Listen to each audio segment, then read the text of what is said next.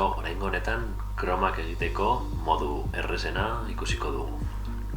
Imaginatu, pertsona hau txertatu nahi dugula gure bideoan, adibidez, hemen gainean.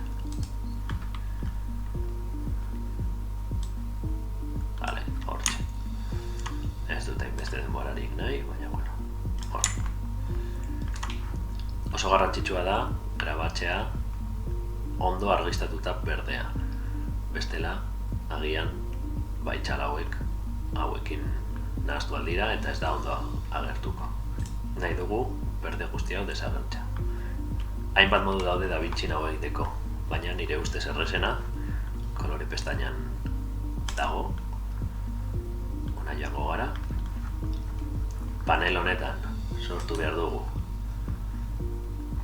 Add Alpha Output, agertuko da puntutxo urdin hau, eta konektatuko dugu gure bideoko karratuarekin.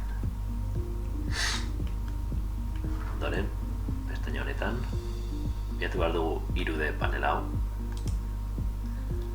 eta honekin berriro esango du. Arrastatuko dugu, borratu nahi dugun leku guztietatik.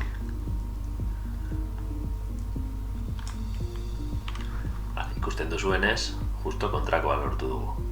Beraz, eman behar diogu botoi honi, hau inbertitzeko, berdea borratuko da, eta hemen dauzkagun parametro guzti hauekin ajustatu dezakegu lortu dugun maskara. Ikusten duzuenez, hemendik ez du oso ondo borratu. Beti, gomendatzen dizuet, blur pixkatxo bat eukitzea. Eta bestea, frogatzen joatea da. Vale? Beltza, kenduko diogu pixka bat. Txuria bebai. Ez baduzue guztiz lortzen, aukera daukagu, parte gehiago gehitzeko erramita honekin. Hau bebai, kendu nahi dugu.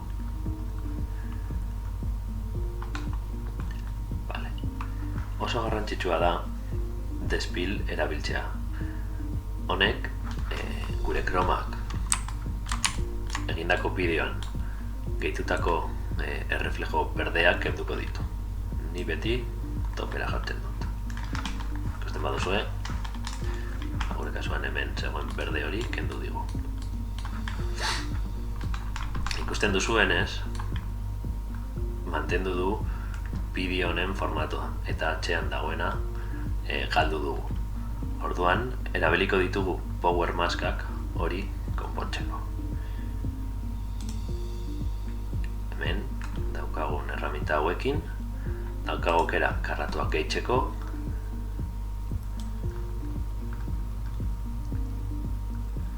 honekin uste dut balioko duela. Ajustatuko dugu behar dugun tokira, eta listo, eukiko genuke beste pertsona bat sartuta gure eszenan. Forma raroak behar baditugu, erabili dezakegu hau beste forma ezberdin batzuk egiteko.